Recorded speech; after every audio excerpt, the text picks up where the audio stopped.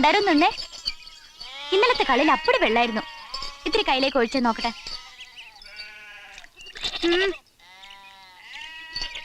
വെള്ളമുണ്ട്, എന്നാൽ ഇന്നലത്തെ അത്ര ഇല്ല. ഇനിയിപ്പോ ഇതുകൊണ്ട് അച്ഛനോടത്തേക്ക്. അപ്പോഴേ അമ്മാവൻ കൂടെ പോയിരുന്നു അതോ ഇവിടെ തന്നെ തുടരുന്നോ? ഇല്ല. എന്റെ പറ്റിലെഴുതിയേക്ക്. എന്തോ ഒരു നല്ല സ്വഭാവം. ഏത് കാലക്കേടിന്റെ നേരത്താണാവോ എന്റെ മോളെ ഈ കാലമാടനെ കെട്ടിച്ചു കൊടുത്തത്. ഓ, എത്ര നല്ലവനായിരുന്നു എന്റെ മോളുടെ ആദ്യത്തെ കെട്ടുവൻ. അവന്റെ അച്ഛൻ നല്ല ഒന്നാന്തരം ചെത്തുകാരനായിരുന്നു. തെങ്ങേന്ന് ചെത്തി ഇറക്കിയ പാടെ എനിക്ക് 2 ഗ്ലാസ് തന്നിട്ട് അടുത്ത തെങ്ങേ കയറൂ. ഇവന് 2 വയസ്സായിട്ടില്ല. തെങ്ങേ ചെത്താൻ കയറിയതാ, കാല് വഴുത് വീട് ചാവുമായിരുന്നു. എന്റെ മോക്കും കുടുംബത്തിനും ഒരു തുണയാകട്ടെ എന്ന് കരുതിയാ ആ കഴിവേറെ കേശവന് ഞാൻ കെട്ടിച്ചു കൊടുത്തത്. ആ തണ്ടിക്ക് ഈ കഥ കേട്ട് തല ചെകിടിച്ചു. മൂക്കറ്റി കുടിക്കാൻ ഓരോ കാരണങ്ങള്. മക്കളെ ഒരു ഉപ്പ് കുടിഞ്ഞിരുത്തേ. ഇനി ഇവിടെ തരാൻ കള്ളില്ല. എന്താ പതിവ് തെറ്റി? അപ്പം പോയിട്ടില്ലേ വരാറുള്ളൂ. ഒരപ്പൻ, അയാളെന്നെ അപ്പം തന്നെയാണോ? എന്തൊരു വർത്തമാനം ധരിച്ച ഈ പറയുന്നേ? വർക്കിക്ക് നിന്നെ കുറിച്ച് ആദികളേ ഉള്ളൂ. അതിന് ഞാൻ എന്ത് ചെയ്യണമെന്നാ? ഇന്ന് പാടത്ത് വിത്തറിയാൻ വിളിച്ചിറക്കിയിട്ട് നാട്ടുകാരെ മുമ്പിലിട്ട് തൊലി ഉരിക്കായിരുന്നു. ഒരു കുപ്പി ഇറ. എവിടെയാണ് ഇറങ്ങി വാടി കാന്താരി. എന്താ വിളിച്ചത്? എടീന്നോ? എന്തിനാ നാളോട്ട് കിടന്ന് തൊള്ള തുറക്കണേ? എടി, നിന്നെ വളർത്താൻ ഏൽപ്പിച്ച ആടായത്. വളർത്തി പ്രസവിപ്പിച്ച് കറവേ ഒരു കുട്ടിയെയും കൂലിയായിട്ട് നീ എടുത്ത്. എന്നിട്ട് മടക്കി തന്നതോ ഒരു പേട്ട ആട്ടുംകുട്ടിയും ചത്ത ഈ ആടിനെയും.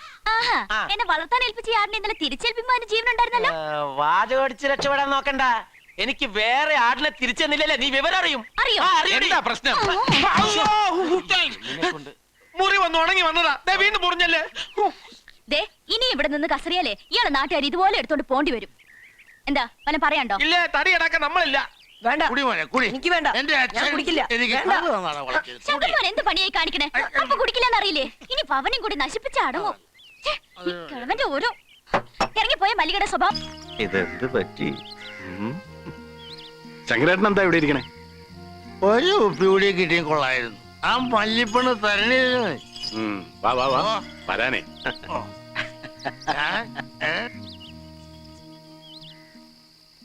മല്ലി, എന്താ കാർത്തിയാനി? എടി, എല്ലാരോടുള്ള നിന്റെ നാക്കുമാക്കും എന്റെ അടുത്ത് ഇറക്കിയാലുണ്ടല്ലോ. ഒന്ന് ക്ഷമിക്കണ്ടേ അമ്മേ. ഇതവിടെ കൊണ്ടുപോയിക്കേ.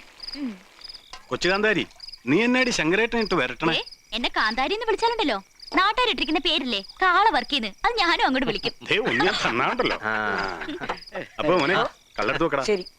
എന്തുണ്ട് വർക്കിച്ചോ? എന്താ വർക്കിച്ച രാവിലെ പാടത്ത് നമ്മുടെ ലാരിച്ചനുമായിട്ട്? ഓ, അവൻ ചൊവ്വാവത്തില്ല. തൊട്ടതിനും പിടിച്ചതിനൊക്കെ അപ്പച്ചൻ അവനെങ്ങനെ എപ്പോഴും വഴക്ക് പറയുന്നുണ്ടല്ലേ?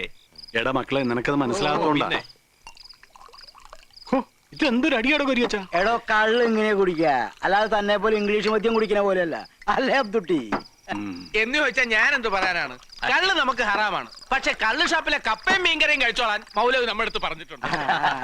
അയ്യോ, നിർത്തിയോ? ഞാൻ നിർത്തി. എന്റെ മോളൊറ്റയ്ക്കാ. ഓ, കള്ളകത്ത് ചെന്നപ്പോഴാ മോളെ കുറിച്ചുള്ള ചിന്ത വന്നത്. നല്ല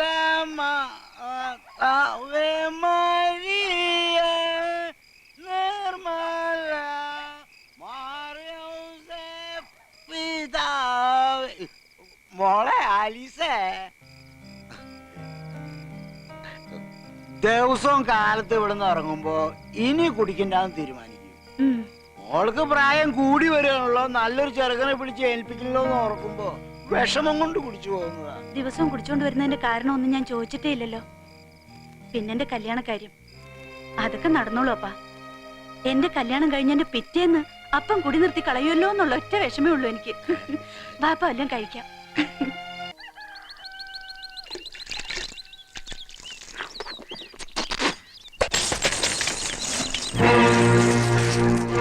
അയ്യോ,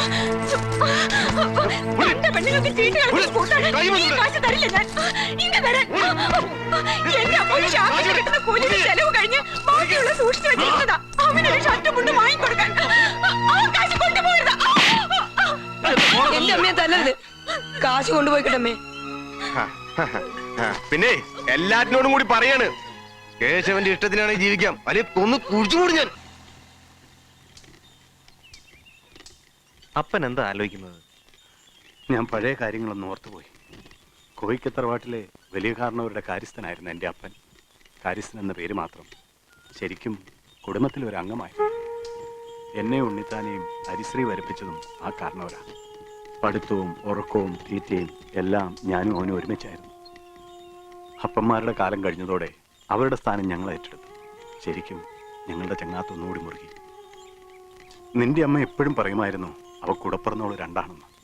ഞാനും ഉണ്ണിത്താനും. ഉണ്ണിത്താനെ, ഇവരിഷ്ടപ്പെട്ടു പോയടും. നമുക്ക് ഇവരുടെ കല്യാണം നടത്തി കൊടുക്കാം. നിന്റെ കൂടെ പറഞ്ഞോളായിരുന്നെങ്കിൽ പറയില്ലായിരുന്നു ഇത്തമാടിത്തരം. എന്തൊക്കെയാടോ ഈ പറയുന്നേ? ഇവളെനിക്കും പെങ്ങളല്ലേ, ഒരമ്മ പറ്റില്ലെന്നല്ലേ ഉള്ളൂ. ശരിയാ, പൊക്കിൾക്കൊടിയുടെ ബന്ധത്തിന് പോലും കാക്കാശിന്റെ വിലയില്ല. പിന്നല്ലേ വെറുതെ പറഞ്ഞുണ്ടാക്കുന്ന ഓരോരോ ബന്ധങ്ങൾക്ക്. അവരിഷ്ടപ്പെട്ടു പോയില്ലേ? നമുക്ക് ഉണ്ണിത്താനെ, ആദ്യം നീ ഈ പടി വിട്ട് പുറത്തു പോണം. മേലാൽ ഈ തറവാട്ട് മുറ്റത്ത് കാല് കുത്തരുത്. ഇറങ്ങിപ്പോടാ. വടി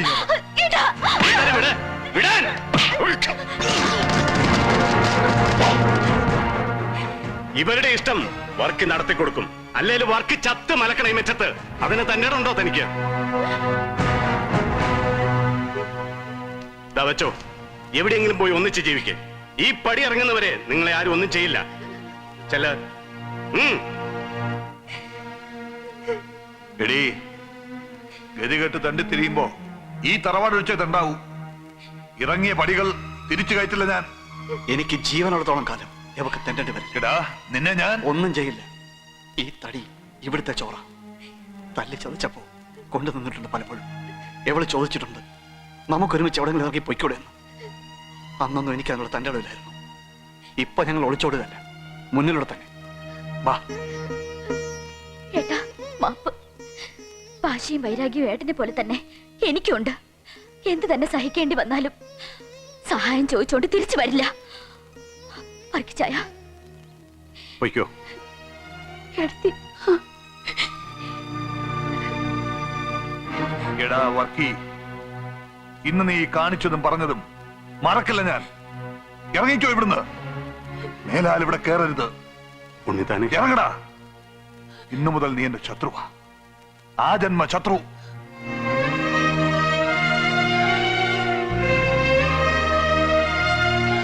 അന്ന് തുടങ്ങി വെച്ച വൈരാഗ്യം ദിവസം തോറും വളരുകയായിരുന്നു. ഇപ്പൊ ലക്ഷ്മിയുടെ മകനായി നിന്നെ വളർത്തി വലുതാക്കൂടി ചെയ്തു.